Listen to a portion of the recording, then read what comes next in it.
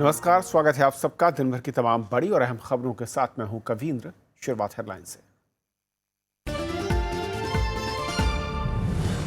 उत्तराखंड विधानसभा में हरीश रावत का शक्ति परीक्षण। कांग्रेस ने किया 33 विधायकों के समर्थन का दावा।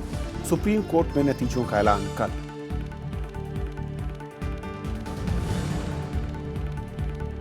शक्ति परीक्षण के बाद कांग्रेस में जीत का जश्न। सोनिया गांधी ने कहा, लोकतंत्र की जीत।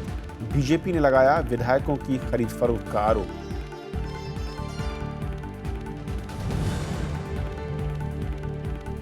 देश की 25% से ज्यादा आबादी सूखे की चपेट में। लोकसभा में सरकार का बयान। केंद्र का राज्यों को हर संभव मदद का भरोसा।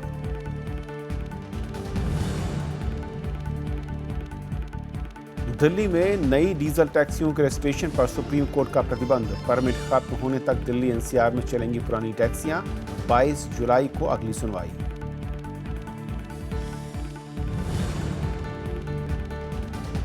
भारी बारिश से केरल तरबतर, जनजीवन अस्त व्यस्त। बंगाल की खाड़ी में नमी के चलते दक्षिण के कई राज्यों में बारिश की उम्मीद।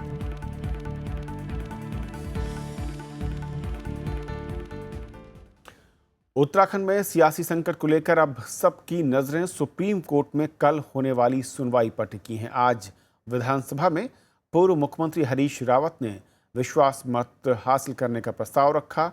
उधर कांग्रेस ने दावा किया कि रावत ने सदन में बहुमत हासिल कर लिया है, लेकिन अंतिम नतीजे का औपचारिक ऐलान कल सुप्रीम कोर्ट में लिफाफा खुलने के बाद ही होगा। कांग्रेस ने हालांकि इसे लोकतंत्र की जीत बताया है और हम इस पर आगे आपको बात करेंगे और दिखाएंगे, और साथ ही साथ खास मेहमान हमारे साथ होंगे इस अहम मसले पर बातचीत करने के लिए। लेकिन फिलहाल देखते हैं सूखे और जल संकट की खबरें।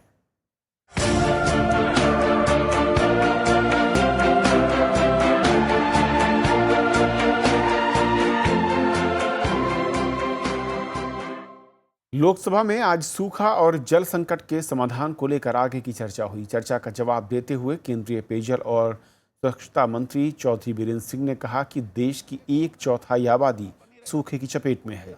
उन्होंने इससे निपटने के लिए सरकार के प्रयासों की जानकारी देते हुए सूखा पीड़ित राज्यों को हर मुमकिन मदद का भरोसा दिया।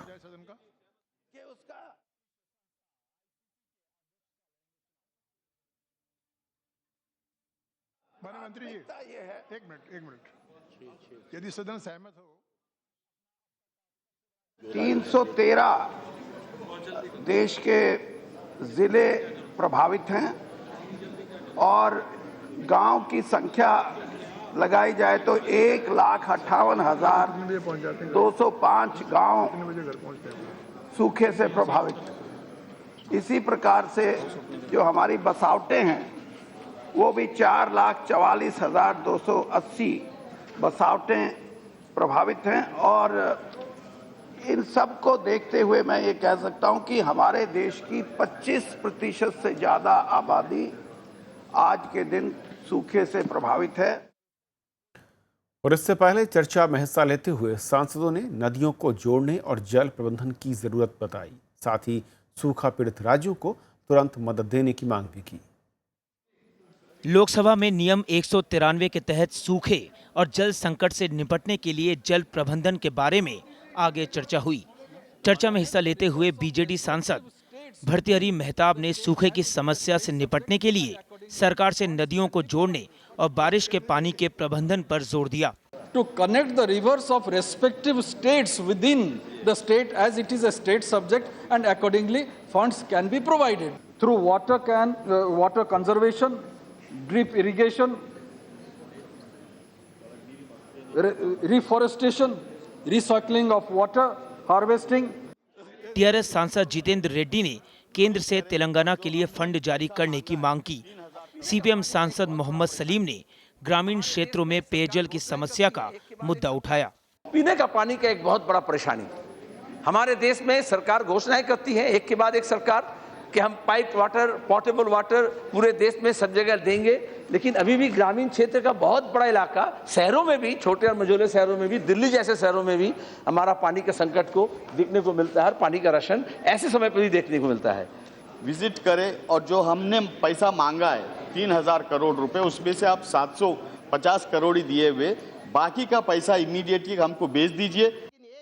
कांग्रेस ने सूखे को लेकर केंद्र और महाराष्ट्र सरकार के गंभीर न होने का आरोप लगाया। वहीं एनसीपी सांसद सुप्रिया सुले ने ट्रेन से पानी लाने में हो रही लापरवाही का सवाल उठाया। पातुर से भी पानी आने वाला था, ट्रेन औरंगाबाद में खैरे जी के यहाँ खड़ी है, लेकिन ये जो वहाँ के मंत्री है श्री लोणीकर जी, उन्होंने आज ही स्टेटमेंट किया है कि 15 दिन से रेल खड़ी है, लेकिन हमारा नियोजन ठीक से नहीं हुआ है, इसलिए हम लातूर को पानी नहीं दे सकते। लेकिन एक बार भी प्रधानमंत्री जी को सूखे के बारे में, आत्महत्या के बारे में, विदर्भ के बारे में, मराठवाड़ा में परेशान किसान के बारे में बात करने के लिए यहाँ पर समय नहीं मिला। इससे बड़ा दुर्भाग्य कोई हो नहीं सकता। राज्य सरकार ने कोई कदम नहीं उठाया। अकाल पड़ने वाला है, बहुत बुरी हालत आने वाली, ये बताने के बावजूद भी राज्य सरकार ने कुछ किया नहीं।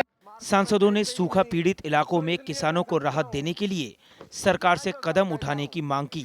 साथ ही साल दर साल पड़ने वाले सूखे से निपटने के लिए स्थायी समाधान निकालने पर जोर दिया। प्रणब गोस्वामी, राज्यसभा टीवी।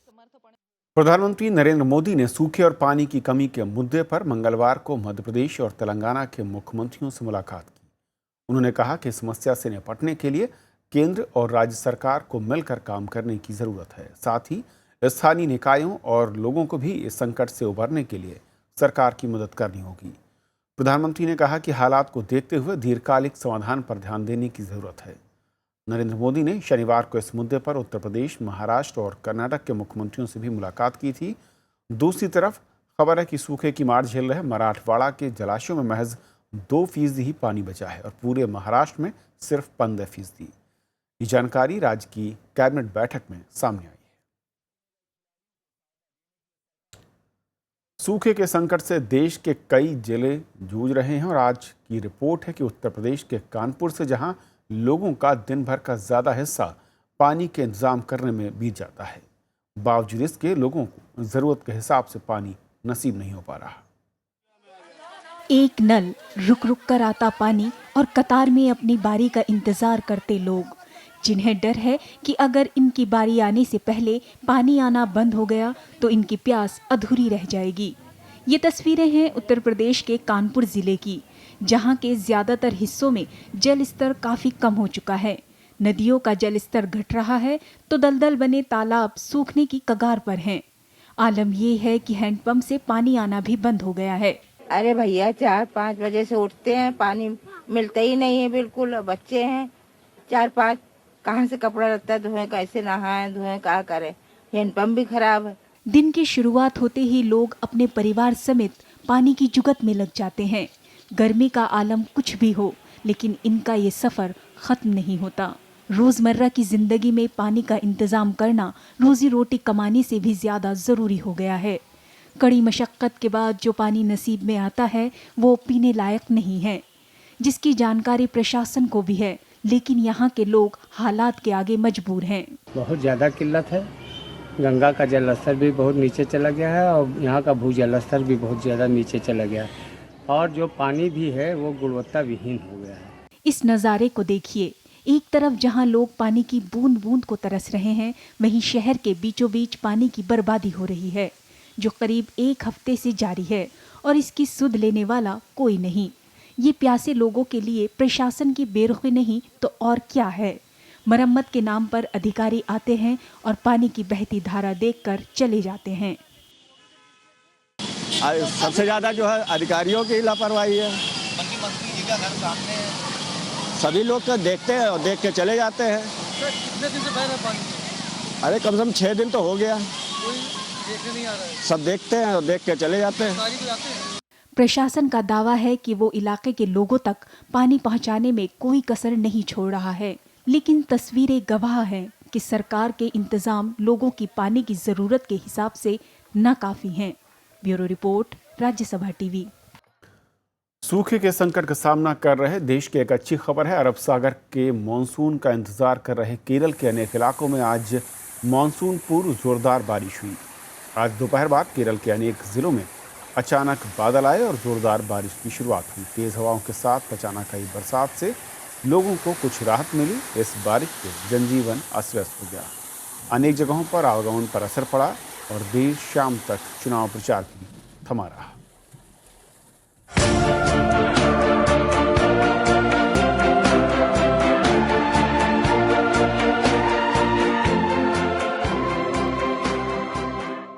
राज्यसभा में आज पेड न्यूज का मुद्दा उठा। सभी दलों के सांसदों ने इस पर चिंता जताते हुए सख्त कदम उठाने की बात कही। सरकार ने भी इस मसले पर व्यापक चर्चा की बात कही है। शून्यकाल में पेड न्यूज का मुद्दा बीजेपी ने उठाया। बीजेपी सांसद विजय गोयल ने कहा कि इससे मीडिया की विश्वसनीयता प्रभावित हुई है। मैंने प्रेस काउंसिल को लिखा था, मुझे अफसोस के साथ कहना पड़ता है कि प्रेस काउंसिल ने मेरी लेटर का जवाब तक नहीं दिया। इसीलिए मैं ये चाहता हूं कि खुद मीडिया वालों को मीडिया अकाउंटेबल एक कमेटी बनानी चाहिए, ताकि इस तरह के जो भ्रामक विज्ञापन आ रहे हैं जिससे पाठक गुमराह हो रहा है, जो खबरों की तरह छापे जा रहे हैं, जिसको देखकर यह लगता है कि ये विज्ञापन नहीं मानो खबर है, इस पर रोक लगाई जा सके। इस मुद्दे पर कांग्रेस, जेडीयू, समाजवादी पार्टी और सीपीएम ने भी चिंता जताई। सांसदों ने सख्त कानून बनाने की वकालत की। जो माननीय सदस्य ने विषय उठाया वो गंभीर है। ये सही है कि मीडिया की एक अहम भूमिका है देश के प्रजातंत्र के अंदर, लोगों को समाचार देने में, लोगों को जानकारी देने में, पर अगर वो पैसे के आधार पर होगी, इससे लोग गुमराह होंगे, प्रभावित होंगे और ये अपने आप में एक अनहेल्दी प्रैक्टिस है। नहीं सर, इलेक्ट्रॉनिक मीडिया भी चाहे जिसका सर्वे निकाल के जिसको जिता दे, जिसको हरा दे, एक जब अगर एक लोगों का मीडिया पे इतना विश्वास है, उसके बाद अगर मीडिया इस तरह पेड होकर एलो जर्नलिस्ट कर रहा है, तो मैं नेता सदन से कहूंगा कोई ना कोई तो आचरण संहिता बनाइए, कहीं ना कहीं तो blot on democracy. We are not allowing people to choose freely what they want to do. It has become a big racket, a business, and unless you have some regulation about this, our democracy cannot work. सूचना और प्रसारण मंत्री ने इस मुद्दे पर व्यापक चर्चा की बात की। उन्होंने कहा कि संसद में मौजूदा सत्र या आगामी सत्र में इस मुद्दे पर चर्चा के लिए समय तय किया जाना चाहिए। Advertising is the right of everyone. But when governments start excessively advertising, where is the dividing line between excessive advertisement and bribery? This can also happen, and therefore this is an important subject to which we must find a solution. उपसभापति ने भी मामले को गंभीर बताया। सभी दलों के सांसदों ने पार्टी लाइन से ऊपर उठकर इस मामले पर चर्चा की मांग की। कृति मिश्रा, राज्यसभा टीवी। केरल में छात्रा के साथ हुए दुष्कर्म और हत्या के विरोध में मंगलवार को केपीएम ने बंद का आह्वान किया, जिसके चलते तिरुवनंतपुरम समेत कई जिलों में कारोबारी प्रतिष्ठान, स्कूल, कॉलेज, दफ्तर बंद रहे। बंद के चलते आम जनजीवन प्रभावित रहा। सार्वजनिक वाहनों की उपलब्धता कम होने के चलते लोगों को परेशानियों का सामना करना पड़ा। पेरम्बूर में हुई घटना के विरोध में कई महिला और सामाजिक संगठन प्रदर्शन कर रहे हैं। डीजल टैक्सी मालिकों को सुप्रीम कोर्ट से बड़ी राहत मिली है। ऑल इंडिया परमिट वाली गाड़ियों को मौजूदा परमिट की अवधि तक दिल्ली एनसीआर में टैक्सी चलाने की मंजूरी मिल गई है। कोर्ट ने साथ ही ये भी फैसला दिया है कि अब उन्हीं नई टैक्सियों को परमिट दिया जाएगा जो लंबी दूरी की यात्रा के लिहाज से चलाई जाएंगी। कोर्ट ने अपने फैसले में टैक्सी मालिकों के लिए दिशा निर्देश भी जारी किए हैं, जिसके तहत टैक्सी चालकों को सुरक्षा और किराया संबंधी नियमों का पालन करना होगा। कोर्ट ने एनसीआर क्षेत्र में नई डीजल टैक्सी रजिस्ट्रेशन पर रोक लगा दी है। मामले की अगली सुनवाई 22 मई को होगी। गौरतलब है कि सुप्रीम कोर्ट ने 1 मई से दिल्ली एनसीआर में डीजल टैक्सियों पर पाबंदी लगाई थी, जिसकी वजह से हजारों टैक्सी चालकों के सामने रोजी रोटी का संकट खड़ा हो गया था। और फिलहाल एक छोटा सा ब्रेक के उस पार दिन भर की कुछ और बड़ी खबरें।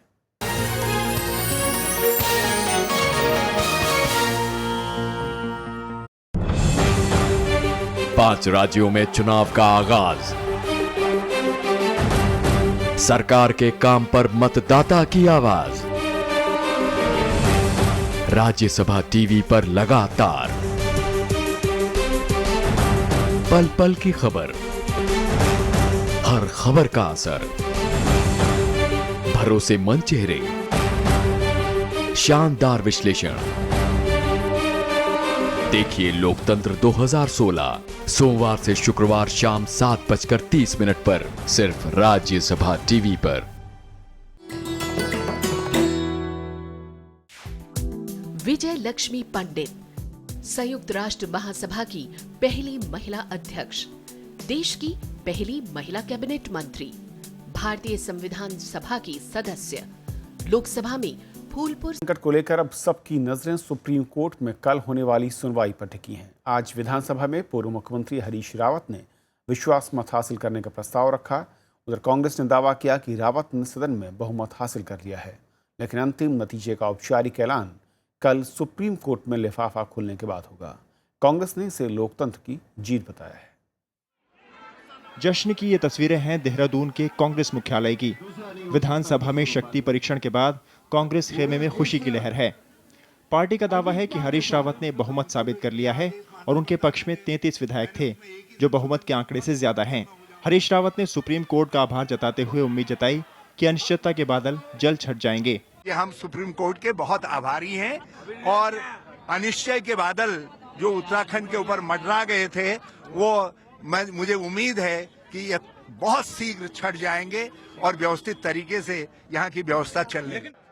हालांकि मतदान के दौरान कांग्रेस और बीजेपी के एक एक विधायक के क्रॉस वोटिंग करने की खबर है।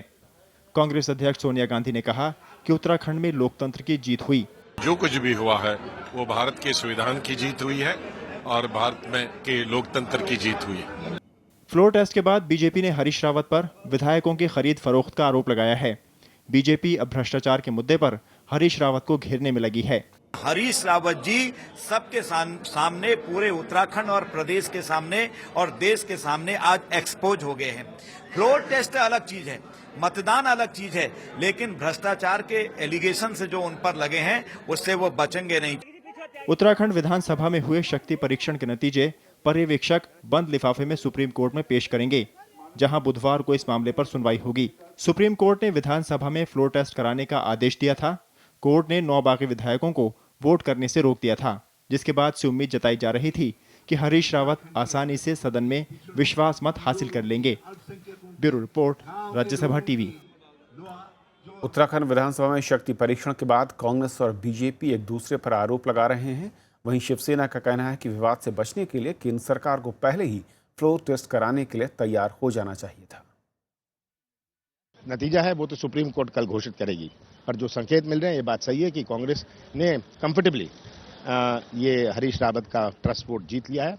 इससे मैं उम्मीद करता हूं कि भारतीय जनता पार्टी एक सबक सीखेगा कि जिस प्रकार उन्होंने प्रजातंत्र का गला घोटने का प्रयास किया, बहुमत के आधार पर निर्णय होगा, वो सबके लिए स्वीकार है। We have not hastened anything, they could not get the appropriation bill passed, and now after that what all they have done, they have been thoroughly exposed. You have seen two videos coming out, how money was offered. विधानसभा हो लोकसभा हो, floor test बहुत important होती है। अगर ये पहले हो जाता तो जो तमाशा हुआ वो नहीं होता और प्रतिष्ठा सबकी रहती। राज्यसभा में नेता विपक्ष गुलाम नबी आज़ाद ने उत्तराखंड में कांग्रेस की जीत को लोकतंत्र की जीत बताया है। उन्होंने केंद्र सरकार के साथ साथ बीजेपी से भी माफी की मांग की। कांग्रेस समेत कई विपक्षी दलों ने उत्तराखंड के लिए विनियोग विधेयक लाने का भी विरोध किया है। और इस पूरे मसले पर और बातचीत करने के लिए हमारे साथ कांग्रेस के प्रवक्ता अभिषेक मनु सिंघवी जी मौजूद हैं। अभिषेक साहब, बहुत बहुत स्वागत है आपका। सबसे पहले तो जिस तरीके से फ्लोर टेस्ट को लेकर एक लंबी लड़ाई आप लोग लड़ रहे थे, सदन के अंदर भी और अदालत के अंदर भी, आखिरकार उसमें सफलता आपको मिली और फ्लोर टेस्ट हुआ। हालांकि नतीजा कल ज़रूर आएगा। किस तरीके की उम्मीद आप लोगों को दिख रही है, क्योंकि दावे हो रहे हैं कि आप लोगों ने कंफर्टेबल तरीके से वहां पर बहुमत पा लिया है?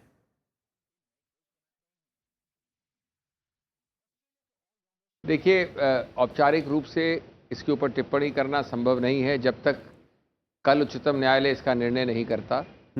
लेकिन जो आपके विश्वसनीय सूत्रों यानी मीडिया के विश्वसनीय सूत्रों के आधार पर ले लीजिए, या जो लोग एमएलएज बाहर निकले हैं वोट करके, या जिस प्रकार से उनको बैठाया गया अलग अलग पंक्तियों में, उससे जाहिर है कि शायद आपको आवाज़ आ रही है हमारी? जी बिल्कुल, आपको आवाज़ आ रही है? आप कंटिन्यू करें, आपकी आवाज़ मिल रही है। जाहिर है कि शायद जीत हमारी हो। हाँ, शायद जीत हमारी हो, लेकिन निश्चित रूप से इसका अंतिम निर्णय उच्चतम न्यायालय करेगा। और अगर ये जीत होती है तो संविधान की जीत है, लोकतंत्र की जीत है, उत्तराखंड के लोगों की जीत है। क्योंकि निर्णय के बाद निर्णयों में ये कहा गया है कि जब ऐसा कोई स्थिति आए तो फ्लोर टेस्ट सिर्फ एक ही ऐसा काबिल हल है, ऐसा सही हल है और फ्लोर टेस्ट जल्द से जल्द करवाना चाहिए। जी। तो इसलिए मैं समझता हूँ फ्लोर टेस्ट के आधार पर जो भी जीतता है वो लोकतंत्र की जीत है। क्योंकि आज कई बीजेपी के नेताओं ने सोशल साइट्स पर ट्वीट किया, लिखा है, अभिषेक साहब आपका रिएक्शन चाहूँगा, कि वो कहते हैं कि पहले 9 कांग्रेस के विधायक और आज के मतदान में एक और विधायक यानी 10 विधायक कांग्रेस से अलग हुए और उसके बाद कांग्रेस अगर जीत का दावा करे तो यानी साफ तौर पर खरीद फरोख्त हुई है। क्या जवाब है आपका? देखिए, अभी तक निर्णय आया नहीं है, लेकिन अगर आप हारने वाले पक्ष हैं तो हारने की एक बड़प्पन, हारने की एक ग्रेस को आपको मेंटेन करना चाहिए। कि सियानी बिल्ली खंबा नोचे वाली प्रवृत्ति नहीं होनी चाहिए। ये जब एक तरफ राज्यपाल के आदेश जो 10 दिन के अंदर फ्लोर टेस्ट करवा रहे थे 28 तारीख को, दूसरी तरफ स्पीकर के निर्णय की प्रक्रिया 10वें शेड्यूल में दल बदल की होने वाली थी 27 को, उसके पहले मैं नहीं समझता भारत के इतिहास में कभी कोई सोच सकता है कि इन दोनों प्रक्रियाओं को अवरुद्ध करने के लिए राष्ट्रपति शासन का सुझाव होता है 26 को और लागू होता है 27 को। तो ये राजनीतिक, संवैधानिक, सामाजिक बेवकूफ़ी का श्रेय किसको जाता है, ये किसी को निर्णय करना पड़ेगा। हमारे ऊपर आरोप लगाने, प्रत्यारोप लगाने से क्या फ़ायदा? आपने 1.5 महीने तक प्रयत्न किया कि राष्ट्रपति शासन के आधार पर आप अपना बहुमत बना लें, उधर साथ साथ समर्थन किया बागियों का कि वो लोग शामिल हो जाएं वोटिंग में, इधर हर कोर्ट कचहरी में पुरजोर तरीके से बहस की। अब आप हार गए हो अगर और कल निर्णय मालूम पड़ेगा तो वो बड़प्पन होना चाहिए, वो ग्रेस होनी चाहिए हार मानने की। अभिषेक जी, एक और जो तकनीकी आज मसला राज्यसभा में उठा, मैं उस पर आपकी एक टिप्पणी चाहूँगा कि वहाँ पर जो विधेयक को लेकर नहीं कि वहाँ की फाइनेंशियल जो चीज़ें थी उसको लेकर सरकार ने पेश करने की कोशिश की और क्योंकि शक्ति परीक्षण हो चुका है जिसका फैसला कल आना है, ऐसे में कानूनन, क्योंकि आप कानून के जानकार भी हैं, और क्या असल में जो सरकार आज तर्क दे रही थी उसमें कितना दम या फिर कितने उसमें जो दावे हैं वो खोखले दिखे? देखिए, खोखलापन तो जाहिर है 2-3 बड़ी सरल चीज़ों से। कब हो रहा था फ्लोर टेस्ट? 28 को। कब हुआ था अप्रोप्रिएशन बिल पे वोट? 18 को। तो या तो 18 को पारित हो गया जो कि स्पीकर का सर्टिफिकेट है। अगर किसी को शक सुबह है इसके ऊपर तो दूध का दूध पानी का पानी 28 को हो रहा था।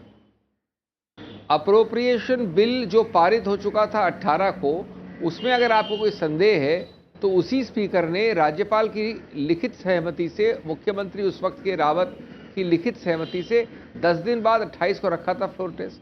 अगर आप उसको होने देते तो फ्लोर टेस्ट भी पारित हो जाता, बजट भी पारित हो जाता।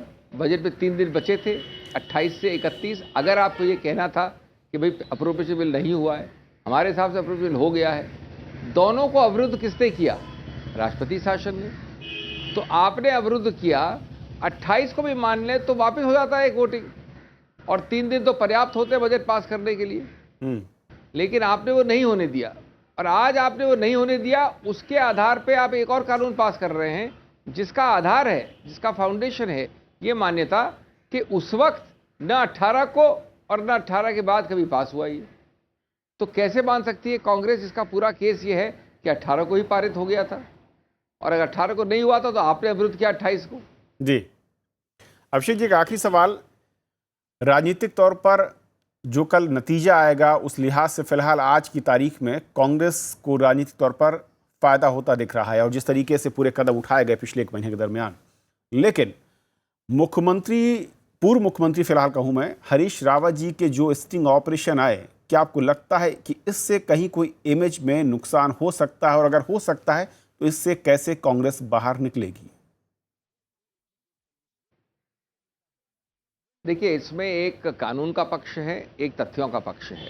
कानून संविधान का पक्ष लें तो सब लोग भूल जाते हैं, कानून कोई पढ़ता नहीं तो आप पढ़ेंगे कई पैराग्राफ से रामेश्वर में, कई पैराग्राफ से बम्बई में, कि मान के चलें कि खरीद फरोख्त हो रही है, मान लीजिए खरीद फरोख्त हो रही है, भ्रष्टाचार हो रहा है, उसका हल सबसे तुरंत, सबसे जल्दी, सबसे व्यापक, सबसे असरदार हल अगर है प्रभावशाली तो फ्लोर टेस्ट है। क्योंकि फ्लोर टेस्ट से ये खरीद फरोख्त बंद हो जाती है।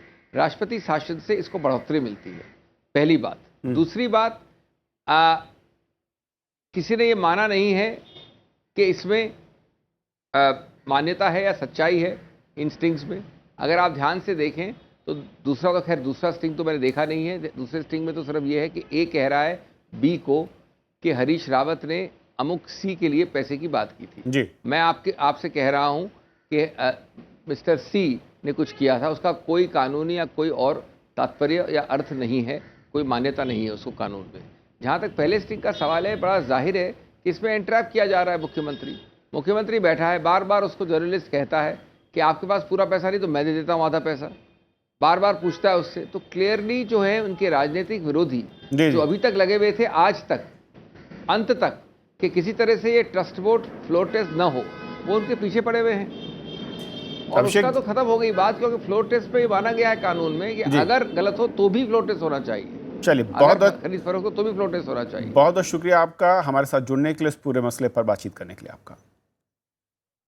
तो फिलहाल हमारे आज के इस बुलेटिन में भी इतना ही। वक्त ब्रेक का है, आप बने रहिए राजसभा टीवी के साथ।